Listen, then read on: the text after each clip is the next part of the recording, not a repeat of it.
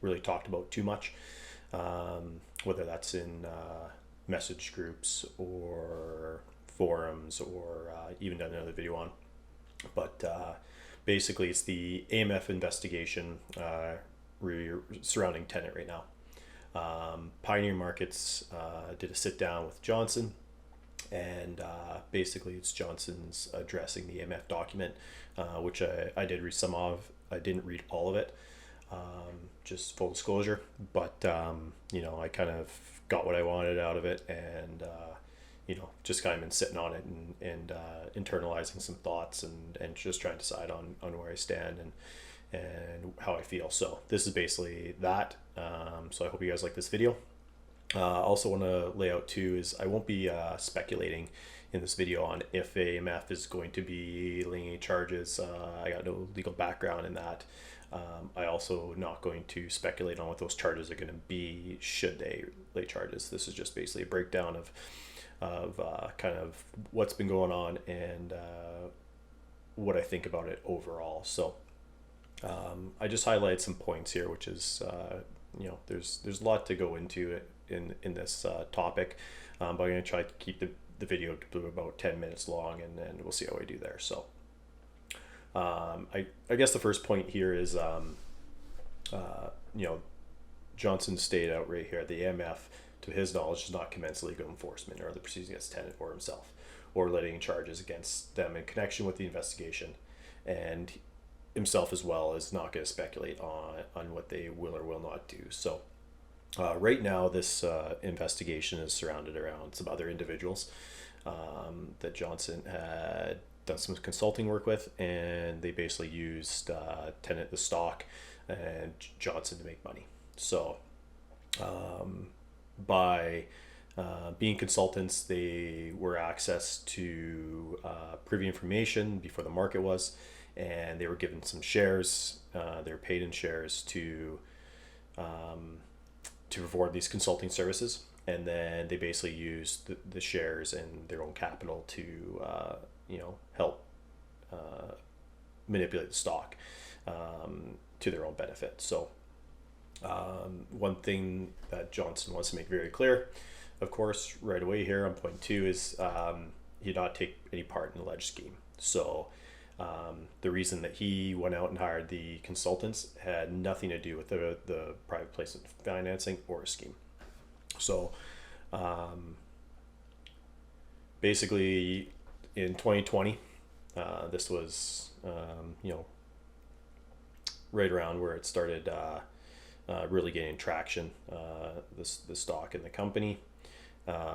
They've been doing some really amazing things in the Chinese market, and revenues were increasing substantially, and I was in the stock at this time. I was in the stock for quite a few years before that, and things were really ramping up. Things were getting really exciting. So they were approached by consultants that they had the idea to reflect the true value of Tenet in the market, which for myself, I was definitely on this side of the fence where it's like I knew what I owned, and they were significantly undervalued at this time, and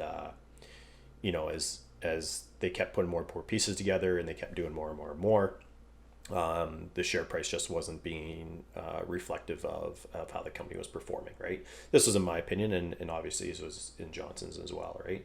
So there was other investors out there that had seen the true potential, and they all kind of everyone could see the same thing. It was about getting the eyeballs on it and helping the market reflect that.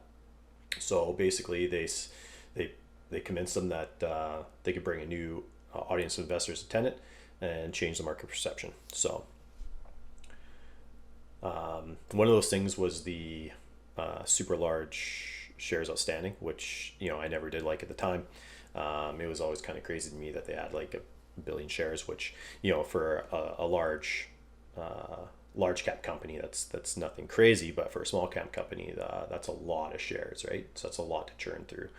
I mean, like my own share count alone was in hundreds of thousands at the time, and approaching a million, and it's crazy to think that of how many shares that is, right?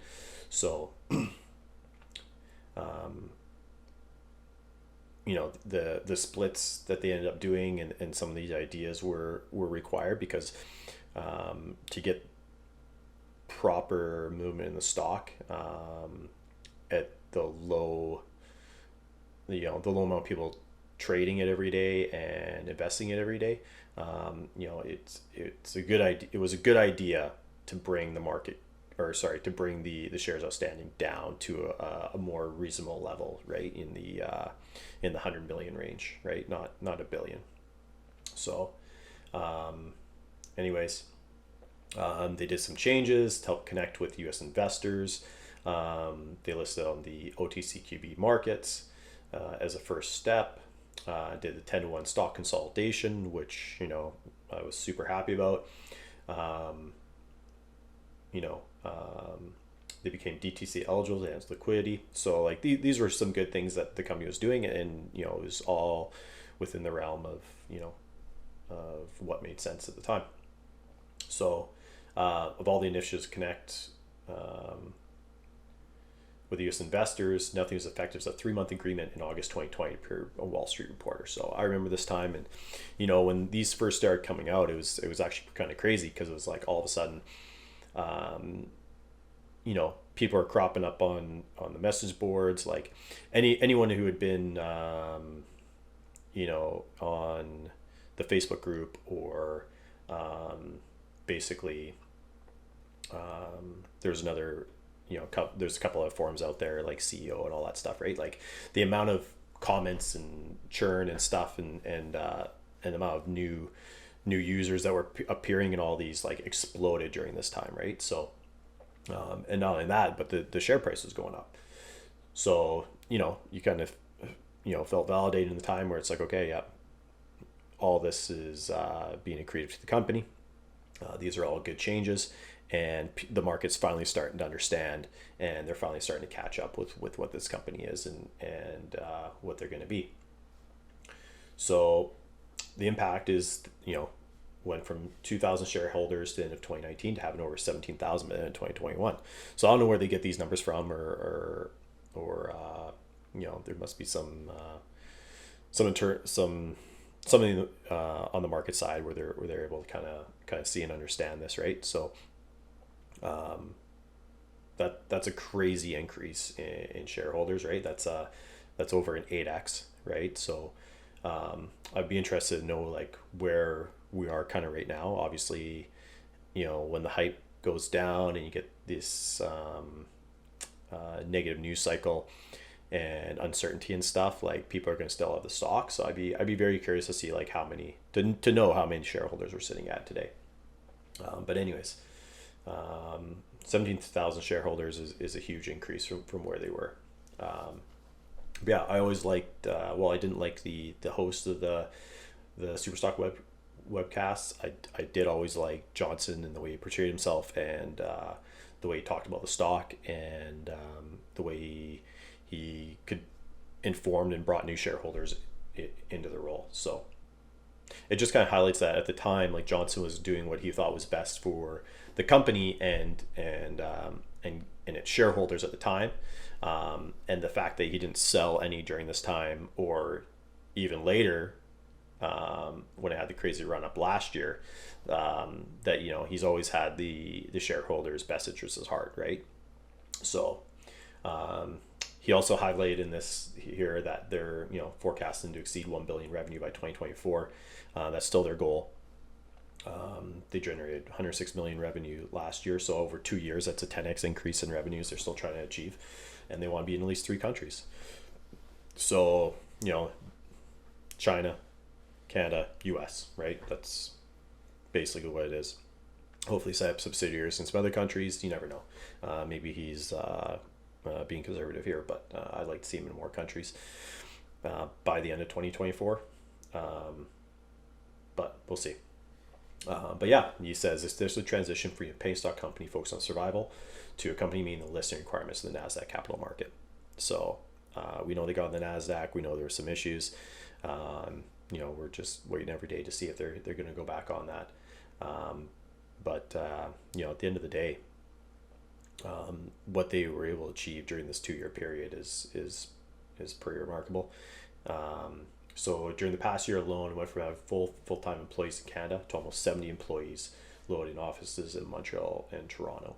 So we've been able to assemble an experienced and talented executive team and attract new board members with the skill sets to help the company become a global data analytics and AI services leader. Yeah, I mean, they're on the next phase of their business, right? They're moving on. Like this is Johnson's real vision, right? It's not about manipulating stock prices to make money, pump and dumps, get out, absolve the company. Like he's growing a real company and a real business, and it's unfortunate that this is kind of going on, and these guys have took advantage of Tenet and its shareholders to try and have ended up actually sullying the company somewhat in many investors' eyes.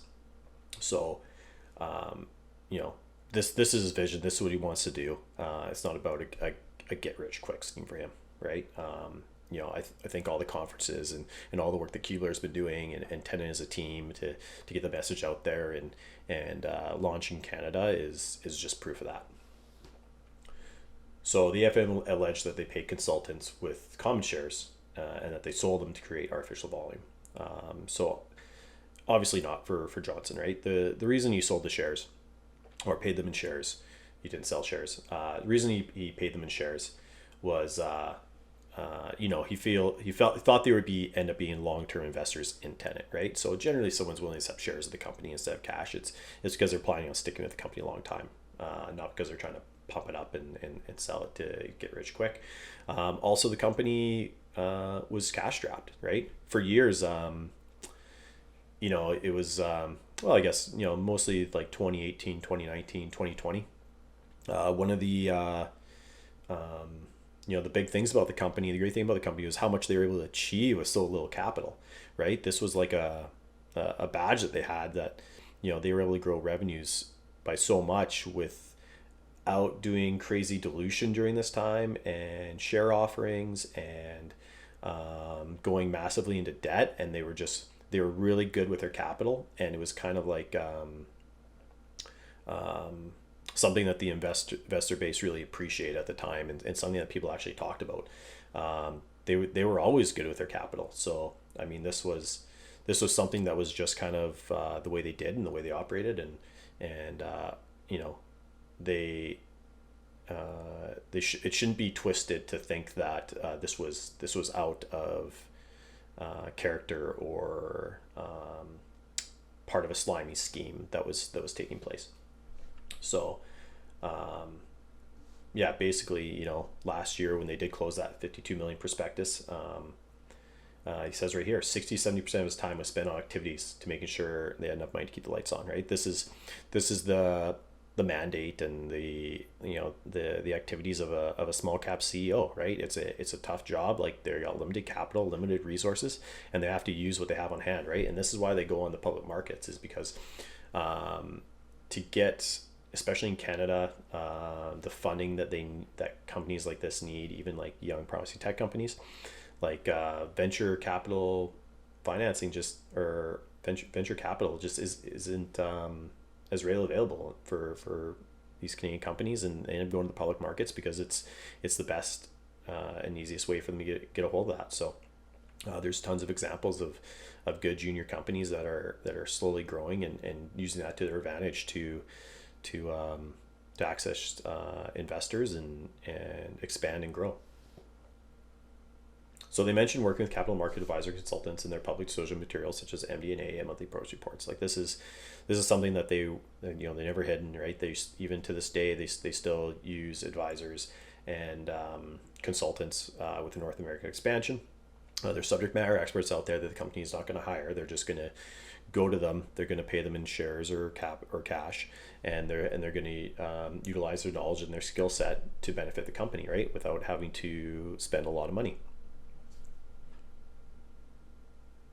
So the other thing is here too that they share confidential information with consultants, that they use the information to trade the stock.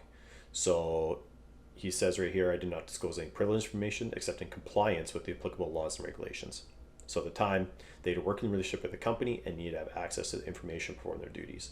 Obviously, I was not expecting consultants to use any information shared with them as an advantage to trade the stock, just like I do not expect our investor relations partners to do that. So, this is a deal that gets set up where, when you're in the inner workings of a company, you're going to know things ahead of time, right? And that's where, insider trading laws and stuff come into effect. So Johnson, feels like he kept it, kept it within the lines here, and that he didn't share anything that he wasn't supposed to. And I guess we'll find out from the AMF investigation if, he isn't correct in that regard, or if maybe he made some mistakes. And we just got to let it play out, and then we'll know.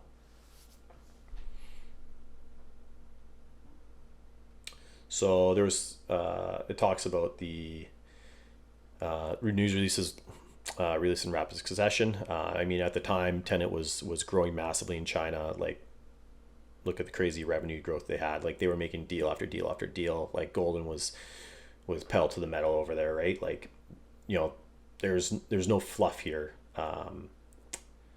They were all real, and they all mattered to their business. And